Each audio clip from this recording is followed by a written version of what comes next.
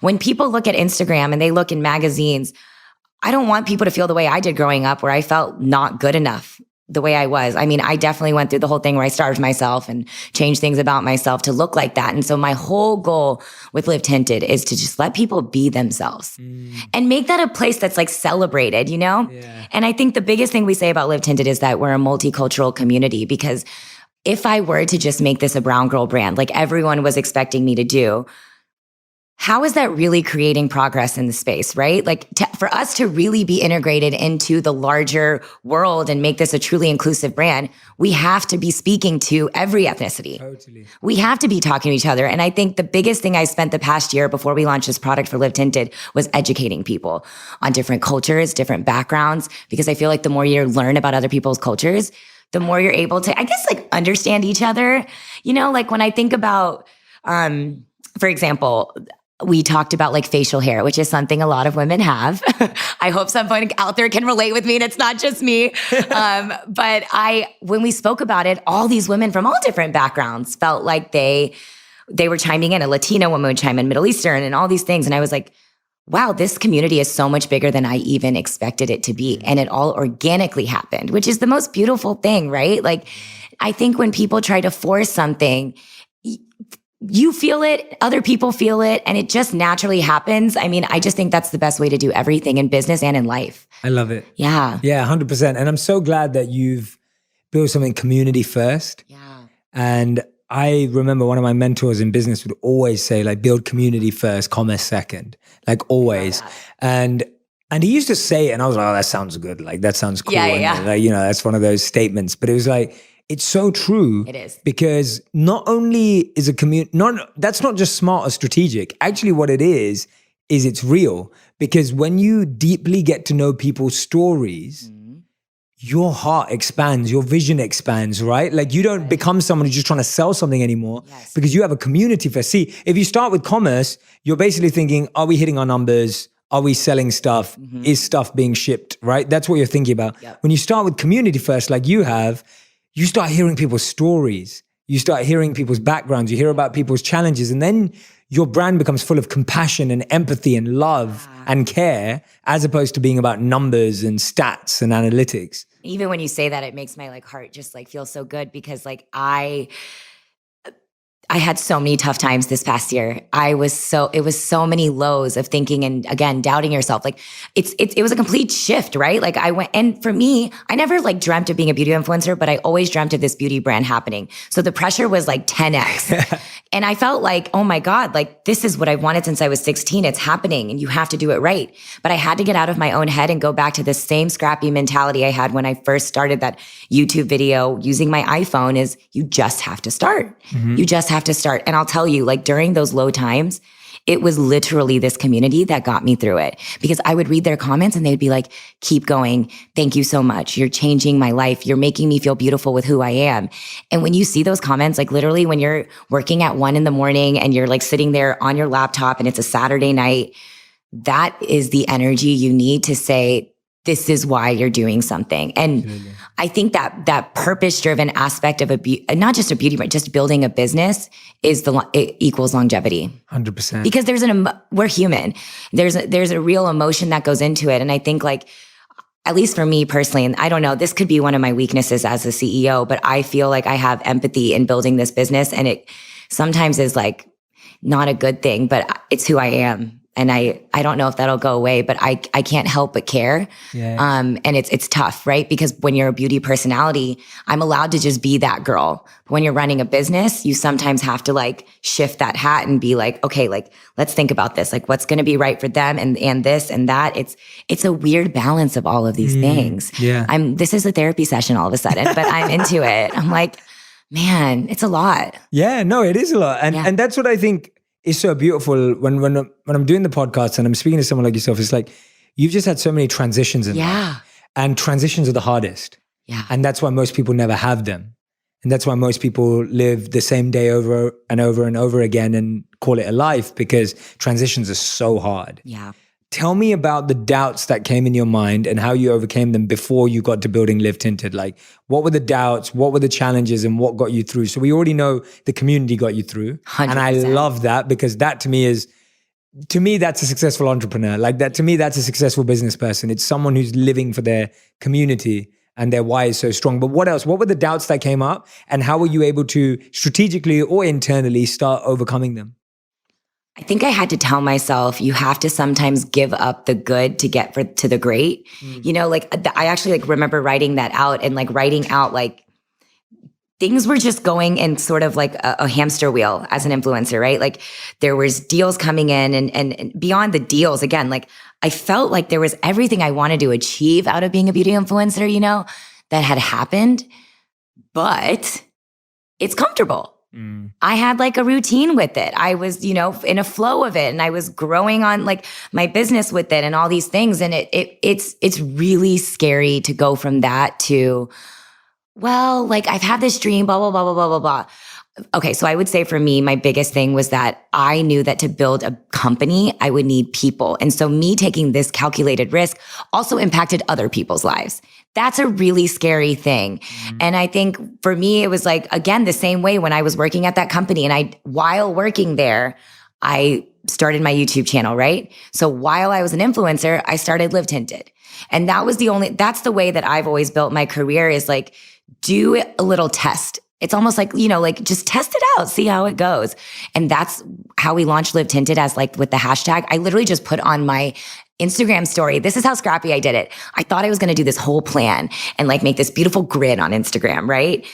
And then I was just like, you know what, Deepica? I just put hashtag Live Tinted and said, if you can find a deep skin melanin South Asian woman, tag hashtag Live Tinted. And within minutes, 200 people had tagged women all over online because I couldn't find a woman that looked like that on the internet. How crazy is that? Whoa, no way. Isn't that insane? That's crazy. So I just asked the community to do it. And then I was like, you know what? Let's just launch this page. So that was my way of testing it out because instead of just trying to think of like, and I think that's the biggest thing we all get into our heads is this perfection idea.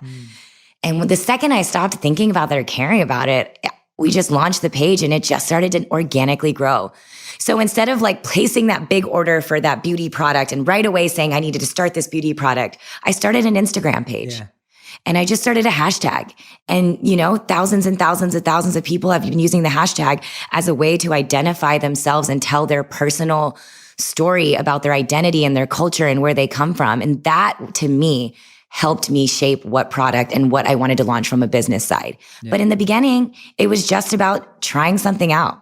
Yeah. And I think that's the only way to do, for me personally, it's not the only way to do it, but I think it's the way that you kind of go into it with a little less fear. Yeah. Because it's scary. It's still scary. Yeah. Every day. I love that because I always say that all of my content is 75% complete. Oh, it's just everything. This podcast, everything on Instagram, every video I've ever made is 75% complete. And that's crazy because I bet everyone watching is thinking it's 150% complete. And it's really not. From my perspective, I know everything I could have made better about each one. Yeah. But if I tried to get to 100, you wouldn't know who I am. Because I think that's the block we all live in. We try and go from 75. Now, it shouldn't be 50, right? You don't want to put something out at just 50 or 40. Yeah. But you want to get to a place where you are removing that fear. Because if I waited till I got to 99 or 100, I'd never release anything. Because then you can just keep tweaking and keep tweaking and keep tweaking. And then you don't learn. And then you don't learn fast. Like waiting for something to get to 100, you could wait 10 years to launch something. At 75, you can launch 10 things in 10 years and learn from it and get better. That doesn't mean you're giving low quality. Like just to throw that out. It's not that's not about low quality, right? It's not about bad quality. It's not like I don't think what I'm putting out is good quality. Totally. What I'm saying is that I'm not giving myself the pressure of perfecting. Like there are times when I miss a word or mispronounce a word on a video. Right? And it's like, I'm not going to re-record the video for that because at that time it felt right. And people can forgive that. And I think that's what I mean, that just creating something of high value and high quality, but not putting the fear of something that's actually going to block you from ever getting it to market. And I don't think any entrepreneur launching a business is ever going to feel like their work is 100%. No way. When it's your baby and you're looking at it, if you were waiting for 100%, it just would never happen. No, exactly. You can't think of it that way. You just can't. And I think about that even with when we launched our first product. Again, like there's so many things I wanted to do differently, but at the same time, like you also want to put it out into the world and see how people respond to it, because you want to learn from that and grow from that and build from that. So the same way I started that with the hashtag, my YouTube channel, to the hashtag of launching Live Tinted as a community, I treated our first product that way too. And I mean, fingers crossed, it's going well. Yeah, I think it's going amazing. Yeah. Like, it's awesome. And I love the branding. And I know Radhi was in the video too. Which was very fun, because Radhi doesn't love being in front of cameras. Which makes no sense, because she could be an IRL model. Let's be real. Everyone knows that. But it's amazing. And I love that it was very real. Yeah. Like when I saw it, because I'd never seen it from what Radhi showed me when she was there with you, but I saw it the day it all launched 3 weeks ago. And I was just like, oh, I love the song. Like, I love the look and feel of everyone in the video. None of it felt pretentious. And I see beauty ads all the time. Like, we see beauty ads all the time. Yeah. And that's the point, right? Like, and it didn't feel like that. And I'm not just saying that because you're my friend. I'm saying that because that's how I felt. Thank you. And I was just like, oh, this is real. And I'm glad that I've just found out from, which I didn't know, the release was scrappy. Yeah. Because I think it feels real and it feels authentic and genuine. But you know what? The thing is like, I feel like if we didn't do it that way, like, it wouldn't be what I want the brand to be. Like, think about, you just said it yourself. There is a million beauty brands out there. What is the point and purpose of just putting out another one? There has to be something bigger than a beauty product. There has to be something that you want to change. And that's in any aspect of whatever business you're building.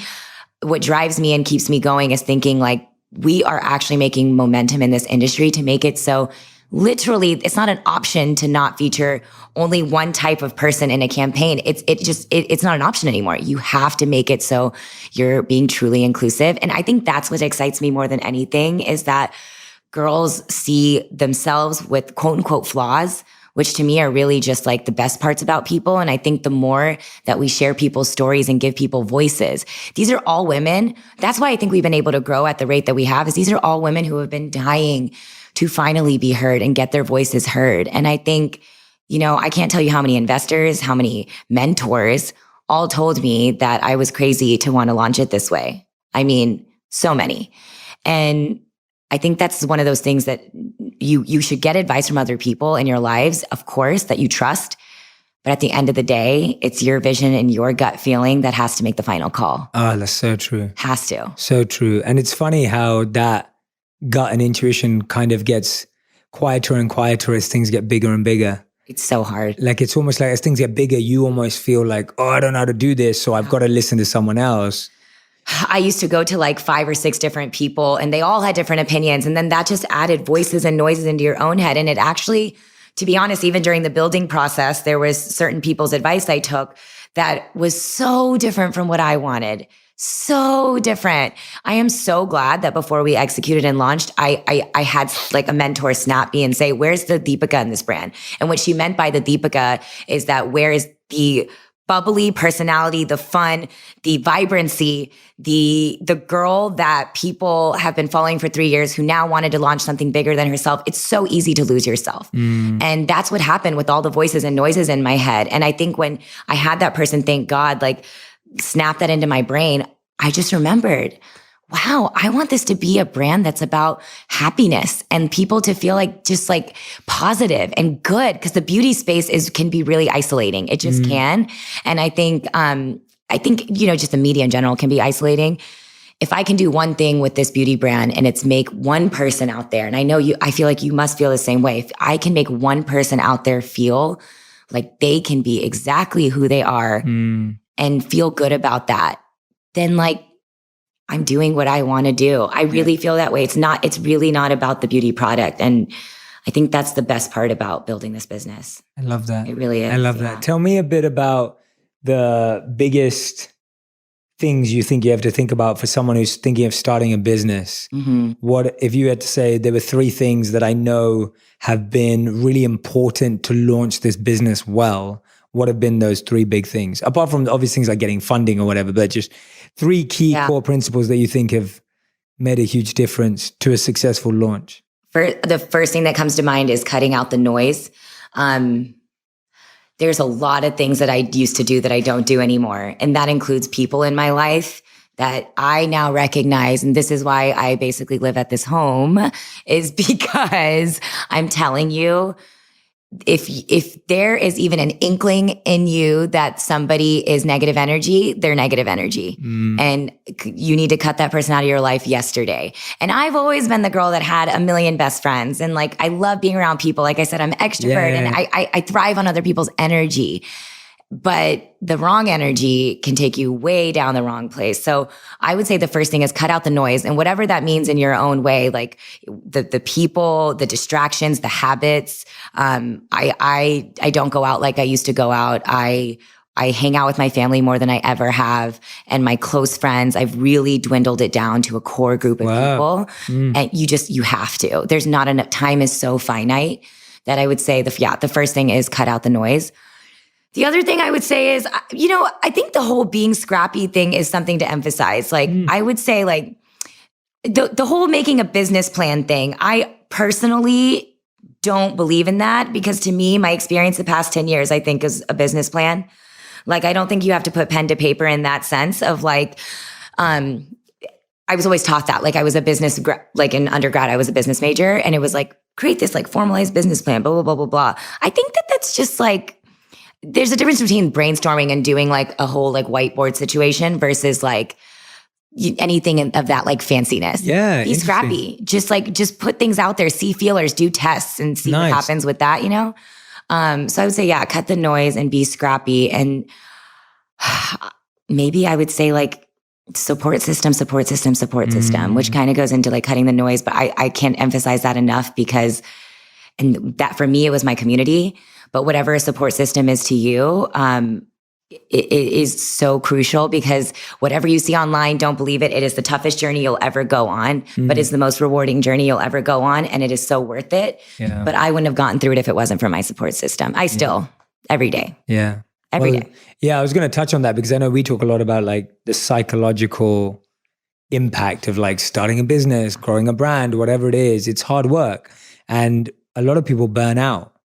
Right? A lot of people get totally stressed, totally burn out, and they lose themselves in the process. Yeah. And you're so right. I think you've hit the nail on the head already, that just being around the right people, being around the right energy, changing your practices and habits to suit that bigger goal, right? It's not a sacrifice. No. Because it's supporting that bigger goal. Yeah. It takes a long time to realize that. Like, I will tell you, like, I mean, I talk to your wife and you about it all the time, is that like, there really is this, a difference that just the way you start your day can change the whole trajectory of your day. And, I hear your videos and I like know it, but for somebody who doesn't practice it, it's so easy to pick up my phone and just start working. Yeah. And I think for me, like it really is a thing of baby steps. Because the second you try to say, I'm going to stop drinking and going out and just like working out and eating healthy and try to do all of these 50 things at once, you end up doing none of them. Totally. Like, it's just not happening. And I think I was always that extremist. I'm always like 0 or 100. Yeah, Ravi was telling me that yesterday. I really am that person. I'm like, if I'm going to do this, I'm going to go all in on it. Yeah. Finding a balance in life is something I'm, by the way, still working on every single day. Yeah. But so important, because, your mental capacity is going to be questioned every single day when you start your own business, and everything you can do to set yourself up for success is the key. But I will tell you, it's sad that the only reason I started caring about like self-care and self-love was because I felt like I had to do it for the company rather than for myself. If I'm being totally honest, that's truly it. And like the only reason I was like, I need to start working out again wasn't because I cared about my physical appearance. When I was an influencer, I probably would have cared a lot more, because I was like, oh, I have to like take this photo. Running a business, it just wasn't something that was on my mind and something I cared about. But I started to realize I couldn't breathe well.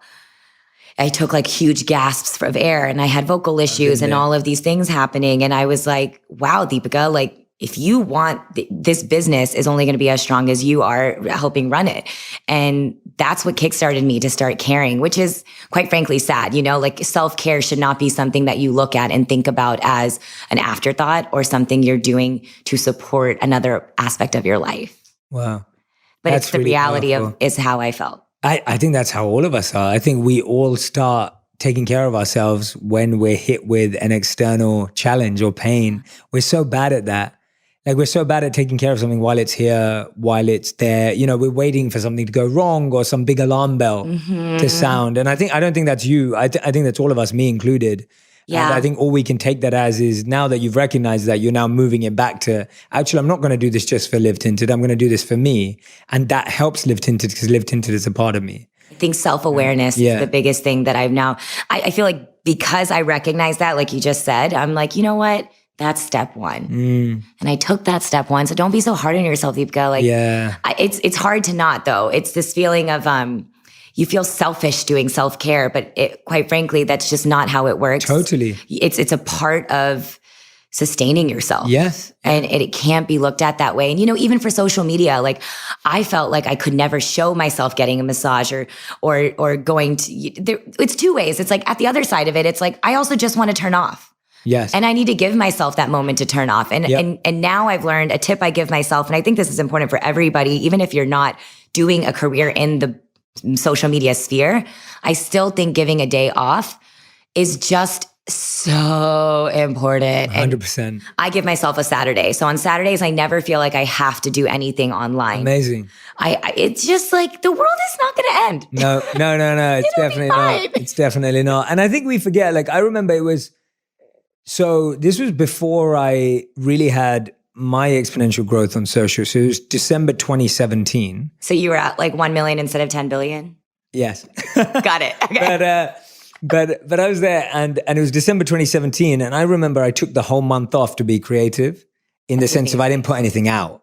So I didn't release anything in December 2017. That's amazing. Because I was just like, I don't think I'm going to be able to put out my best work. Yep. I don't think I'm going to be able to be truly impactful and help anyone if I'm not giving myself time and space. And I think that applies to products. I think that applies to videos. I think that applies to anything. Like you grow in time and space. And we see taking time and taking space as a defect. Totally. Right? We see slowing down as a defect. Yes. When actually it's how we're built. Right? We need space to create space for creativity. Creativity can only work in space. It doesn't work in noise. Right? You never have your best idea when there's a million things on your to-do list. Like, my God, that's so true. You just don't. And so I feel like we need to start also recognizing, and again, this is just step one, that space facilitates creativity. Space facilitates you to perform better. No one can go from event to event to event, from meeting to meeting to meeting, from pitch meeting to pitch meeting to pitch meeting, and perform at the same level without taking a break to refine their skills, to take a pause. And I think we have to start recognizing that if we want to move forward, we have to press pause, right? We just have to press pause. I remember there was a moment where when I was doing YouTube videos, I felt like I was supposed to post every single week one video for the algorithm and like, oh, it'll help me grow quicker. But my creative and all of that stuff that you just talked about wasn't there. And you could feel it in the videos. I would still put them out because I felt like I had to. And people felt it. And, you know, I saw it in the comments and I saw it. They were like, okay, this doesn't even feel like you anymore. And quite frankly, I hit a cap where I didn't want to make makeup tutorials because in the beginning for me, making makeup tutorials was again, me helping a girl out there see themselves reflected online. But by the end of it, my heart and soul was so into building this business and giving an opportunity to other girls to be the faces of on YouTube and whatever social media. You could feel it in my work. You could tell when I put out a makeup video that I didn't care to. And it's because it's not where my heart and soul is at. It was never to be the face. It was to create that platform to give other people that opportunity to be the face. Yeah. That's really where it was. But it's crazy how you can't fake that. Like if you put it out into the world, it is awesome because that's again, the community that it was great that they called me out because it made me check myself and it pushed me to go towards building the business I wanted. Absolutely. What's been the hardest thing about becoming a CEO? Because I feel like, it's a big, steep learning curve, which you're doing at an accelerated pace. Tell us about taking on that role and what have been the hardest parts about it and how you've navigated that. You see all these like quotes about being a CEO on like Instagram and it sounds so cool and glamorous. It is. Everyone listens to you. And everything goes to plan and you're the boss. And when you have a tough day, you feel like, who do you go to talk about that tough day? Because when you're the CEO running the company, you're supposed to be the one that has it all together, right? But at the end of the day, we're all human. And I think for me, and I think this is why it's so great that the startup culture has like cultivated this, you don't have to have it all together. And I think that vulnerability of being able to show that to the people in your, whether it's your family, friends, or your employees, of like, I need a day. Or you guys, like, I'm not okay today and I just need that moment. I don't think I'm grateful that I've at least experienced that with the people that work for me now, where I can show that a little bit of weakness, because I think like nobody's a robot. And if they are, then I know I wouldn't want to work for a robot, And I think that human aspect has made it easier, but I still feel this insane amount of pressure to deliver better and better and better and better. And like, no matter how much people tell you to stop and like soak in that moment, like, Deepica, you guys launched and everyone's so happy and excited about it. I still think about, we have so many more lives to impact. We have so much more goals to hit. And I'm always thinking about bigger, bigger, bigger. And again, it's not from a business perspective, but from a, just like that's exactly it. The impact that we want to make. So it never feels like enough. And I've consciously am trying to make like those moments to sit back.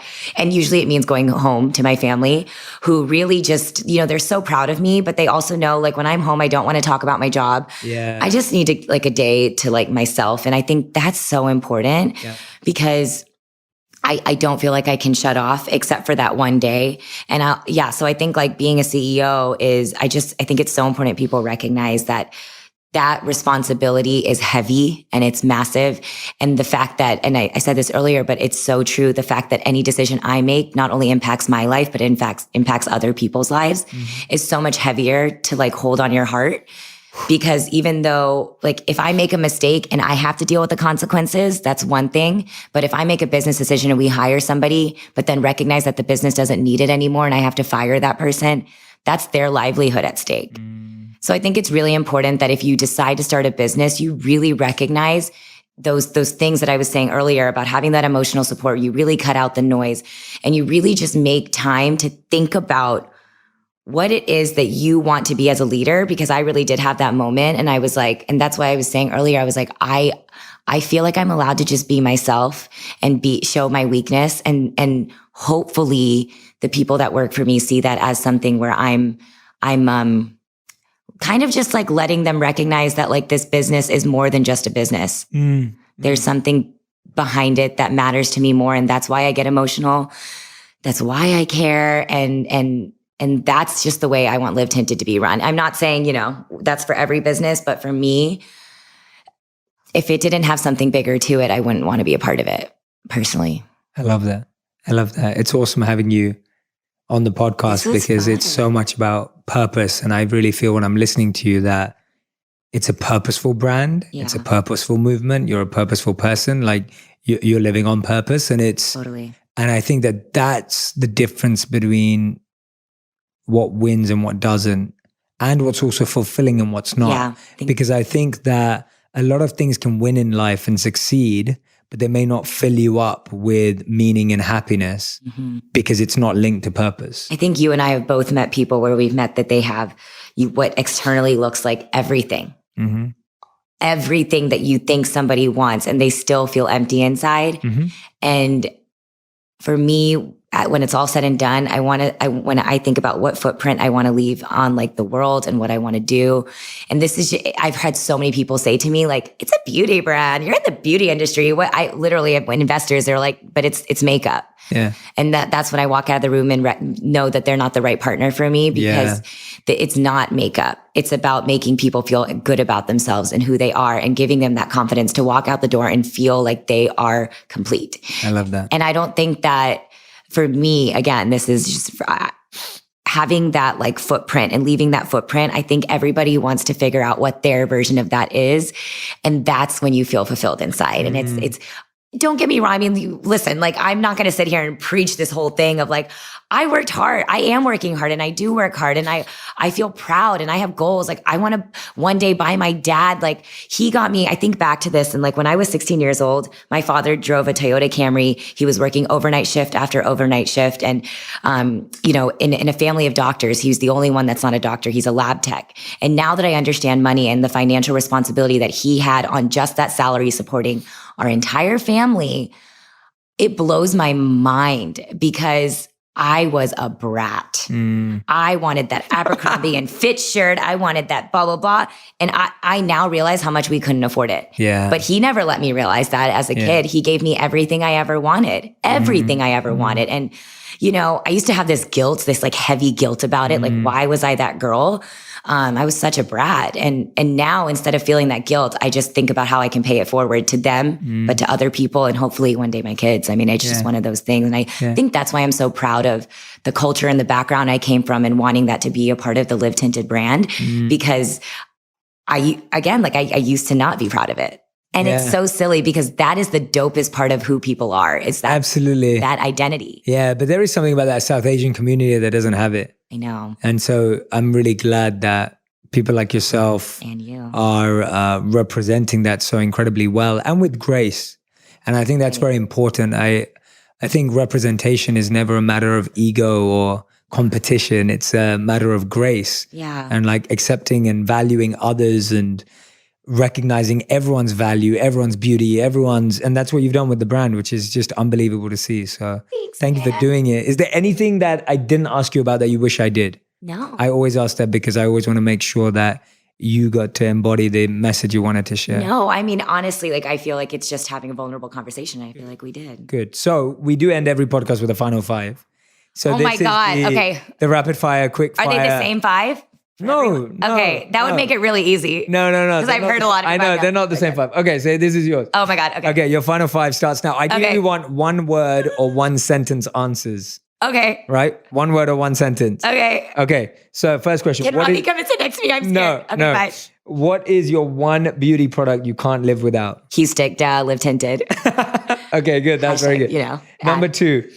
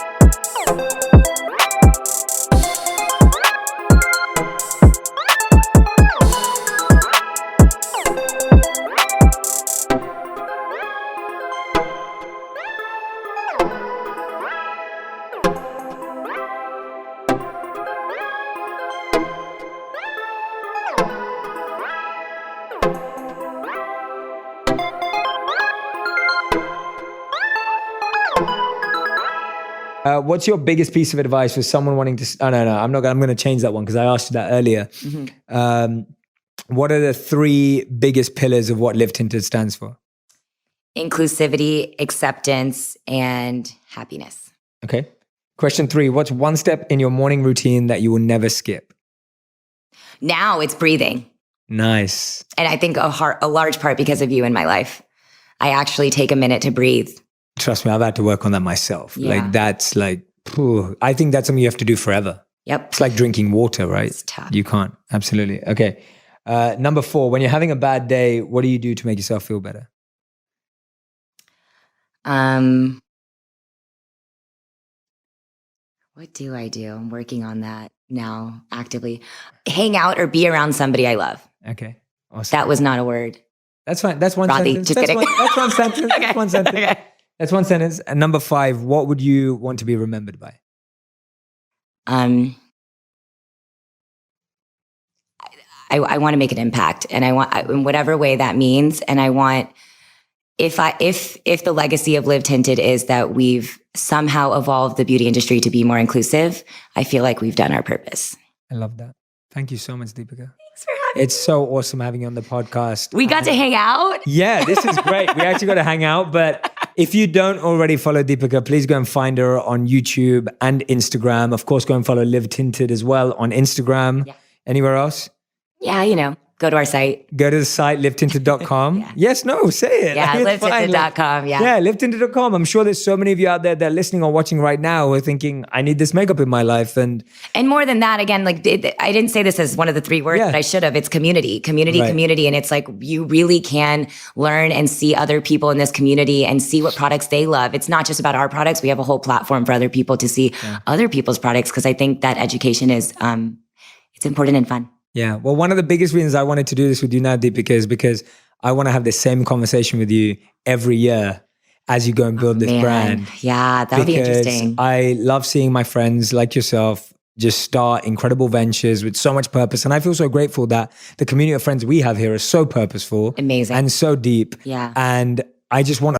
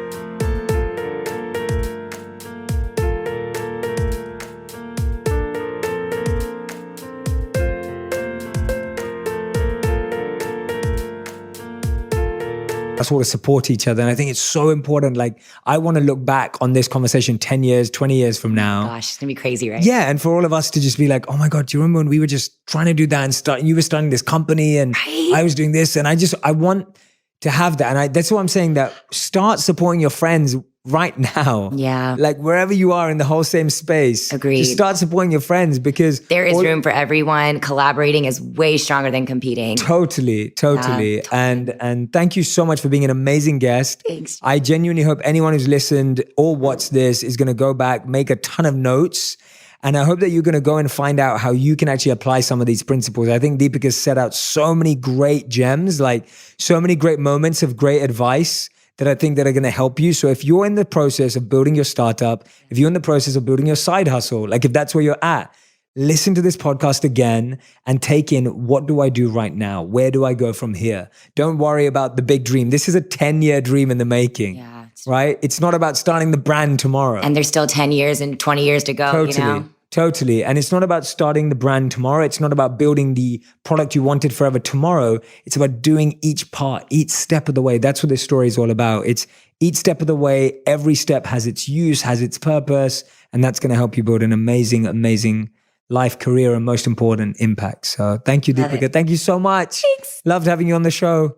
Make sure you guys share anything that Deepica said. Please share on Instagram. Please share on Twitter. Please share on Facebook. I love seeing them. I love reposting them as well.